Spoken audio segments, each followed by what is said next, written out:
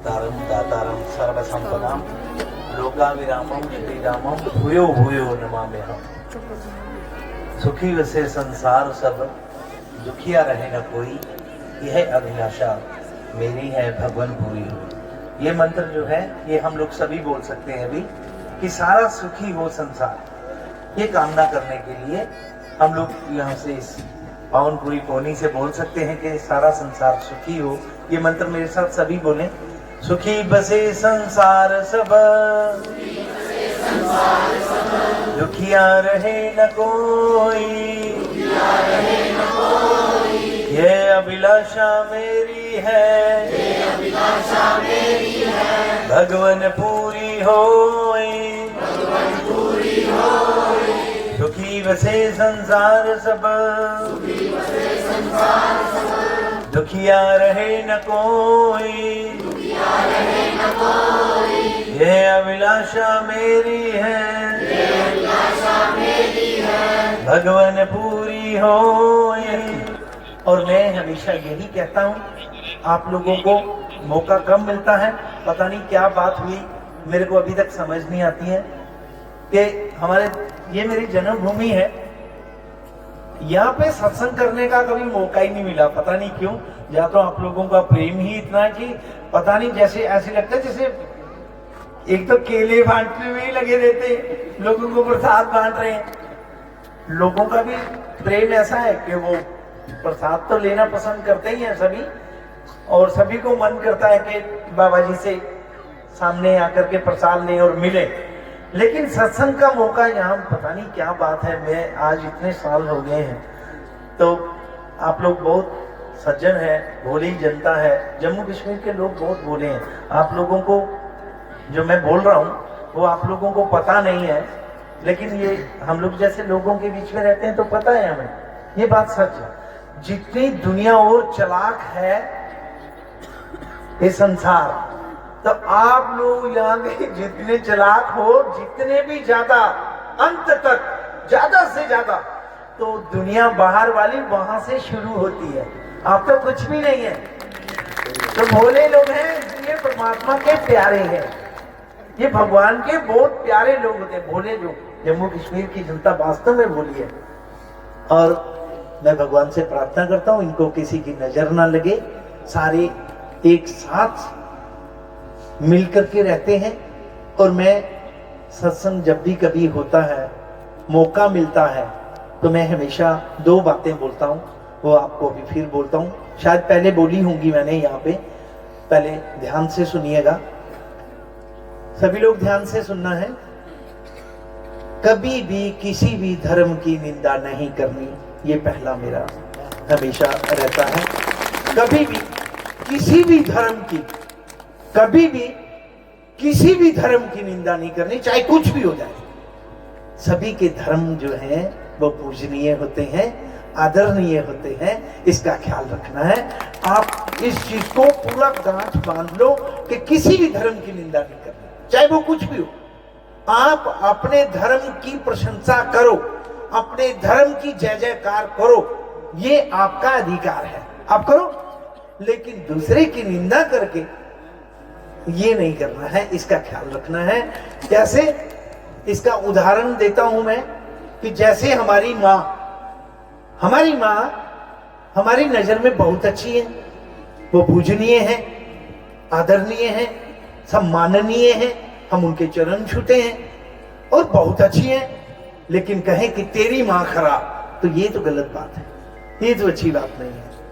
हमारी माँ हमारे लिए अच्छी है, पूजनीय है, ये बात सही है, लेकिन दूसरे की माँ भी दूसरे के लिए पूजनीय है, ये बात ख्याल रखनी चाहिए, ये ख्याल रखना चाहिए। इसीलिए कभी किसी का धर्म, चाहे वो कोई भी धर्म हो, मजहब हो, उस धर्म में जो भी अपनी श्रद्धा रखते हैं उनकी किसी की निंदा नहीं करनी, इसका ख्याल रखना, इसका ध्यान रखना, ये ध्यान रखना, ये गलती कभी नहीं करनी। आप अपने धर्म का खूब प्रचार करो, खूब प्रचार करो, खूब शोर मचाओ अपने धर्म के लिए, अच्छा अच्छा बोलो, जितना बोल सकते हो। लेकिन अच्छा बोलने के बजाय हम क्या करते हैं, दूसरे की निंदा शुरू कर देते हैं। तो आपने अपना अच्छा बोला ही नहीं, आपने तो दूसरों की निंदा करते रहे। तो इसलिए उससे लाभ क्या होगा? लाभ तभी होगा जब आप अपने बारे में बोलोगे, जब अच्छा बताओगे किसी को। अपने बारे में जब आप अच्छा बताओगे तभी तो पता चलेगा कि आप कितने अच्छे हैं। लेकिन आप दूसरे को ही गालियां देते जा रहे हैं, तो लोगों ने तो यही फिर कहना ना कि ये गाली देने वाला व्यक्ति है। ये गलत बात है, इसका ख्याल रखना। और उस धर्म में रहने वाले, चाहे वो कोई भी साधु संत महात्मा, ध्यान से सुनना। बहुत लोगों को ऐसे देखा गया है, बहुत लोग ऐसा बोलते हैं कि बुरा नहीं मानना, बहुत लोग ऐसा बोलते हैं कि अपने अपने गुरु जी, जिन्होंने गुरु मंत्र लिया होता है सबसे, तो उनको नतमस्तक होना ये हमारा कर्तव्य बनता है। लेकिन दूसरे के गुरु, दूसरे के धर्म के अनुसार जो भी पूजा पाठ करने वाले लोग होते हैं, उनके प्रति हमारी श्रद्धा जो है वो गलत नहीं होनी चाहिए। सबके जो है धर्म के धर्मावलंबी पूजा पाठ करने वाले, चाहे वो कोई भी पीर फकीर, कोई भी साधु संत महात्मा कोई भी हो, किसी की आपने निंदा नहीं करनी है। इसका ख्याल रखना है, इसका ध्यान रखना है। धर्म में रहने के साथ साथ कोई भी साधु संत महात्मा, जैसे मेरे गुरु जी हैं, मेरे लिए पूजनीय हैं, दूसरे के गुरु जी भी उनके लिए पूजनीय है। इसका ध्यान रखना, ये कभी नहीं होने देना। एक अब दूसरी बात जो बोलता हूं, रोज अपने घर में 2 दीपक जलाने हैं। 2 शाम के वक्त, जिस वक्त अंधेरा आने लगता है, और सांझ का वक्त माना जाता है संध्या वेला। दोनों वेलाएं जब मिलती हैं शाम के वक्त, उस वक्त 2 दिए जलाने हैं। एक अपने परिवार के लिए कि हे परमात्मा, हे नारायण, हे भगवान, मेरा परिवार सुखी रहे, ये खुश रहे, ये स्वस्थ रहे और इन्हें कोई कष्ट ना हो। ये एक दीपक जगा के ये प्रार्थना की जाती है। और दूसरा दीपक जला करके ये कहना है, ध्यान से सुनना, इसको ध्यान से सुनना अपने जीवन में, कि एक दीपक से तो अपने परिवार की खुशहाली के लिए प्रार्थना करनी है, और दूसरा ये तो हुआ दुनियावी, इस दुनिया में रहते हैं तो दुनियावी हुआ कि दुनियावी दस्तूर निभाने के लिए। लेकिन अब आपका अंतर आत्मा जो प्रकाश रूप है, जिसकी वजह से ये पूरा शरीर चल रहा है, फिर रहा है, वो परमात्मा का जो स्वरूप है, जिसे हम आत्मा बोलते हैं, परमात्मा का रूप, जब शरीर छूट जाता है, तो जब वो अपनी यात्रा करता है, तो उसके लिए कि हे भगवान, ये मेरा उस आत्मा परमात्मा के लिए, हे भगवान आपके लिए, कि जब ये यहां से जगत से जाए तो इसे वहां भी प्रकाश मिले, ये आपके लिए। ये इसे अंधेरा नहीं मिलना चाहिए, अंधेरा नहीं मिलना चाहिए। हालांकि मैं कई बार बोलता हूं कि हम लोग अपनी साधना जब करते हैं, तपस्या जब करते हैं, कोई भी मंत्र जाप करते हैं, साधनाएं, तो शरीर के लिए एक बहुत अच्छे साधु संत महात्माओं ने दृष्टांत दिए हुए हैं कि इस जगत में आकर के पूरे कर्तव्य का पालन करो, अपने कर्म करो, सारे कर्म करने होते हैं।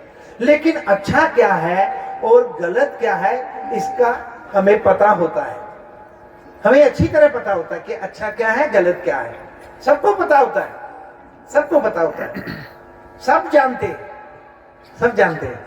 लेकिन उसके बाद भी हम लोग कई बार चूक जाते हैं।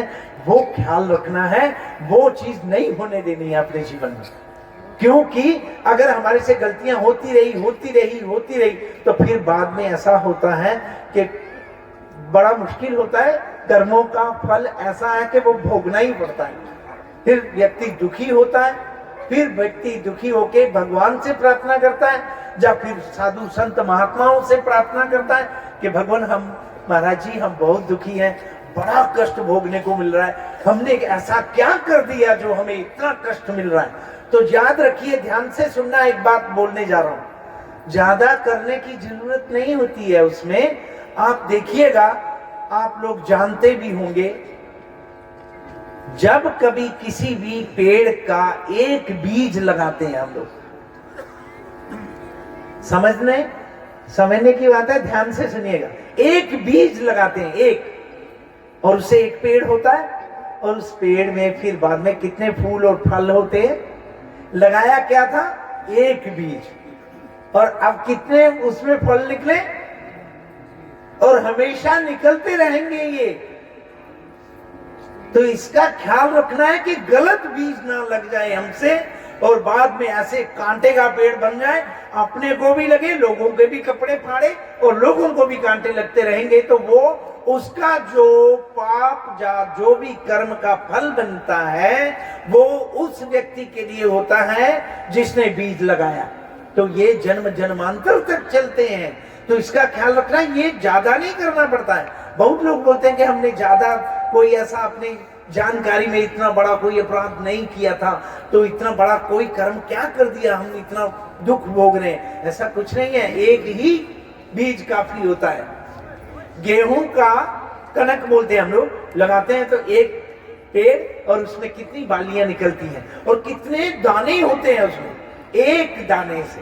तो याद रखिए, ये कर्म क्षेत्र है, इसका पूरा ख्याल रखना। जितना ज्यादा से ज्यादा हो सके अपने परमात्मा को याद करते हुए, अपने अपने धर्म, अपने अपने मजहब के अनुसार खूब याद करिए परमात्मा को, खूब भजन कीजिए और सत्य कर्म करें, और जितना ज्यादा से ज्यादा हो सके अपने कर्तव्य का पालन करें। और अपने कर्तव्य का पालन करना चाहिए।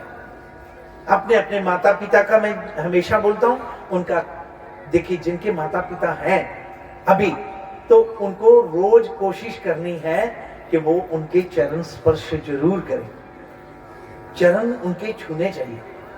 और उसके बाद अगर हो सके देखिए, मेरे को नहीं मौका मिला, चले गए थे छोटे से, तो नहीं पता, इतना ख्याल भी नहीं था, ना ध्यान था।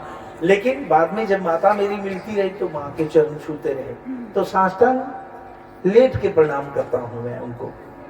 तो ऐसा मतलब अपने जीवन में होना चाहिए कि माता पिता से बढ़कर कोई भगवान नहीं है, कोई नहीं है।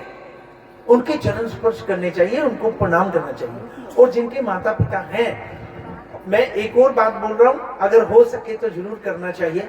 मैं तो कहता हूं कि करना चाहिए कि शाम के वक्त जब माता पिता अगर हैं, सोने लगे, तो उनके चरण दबा थोड़े से।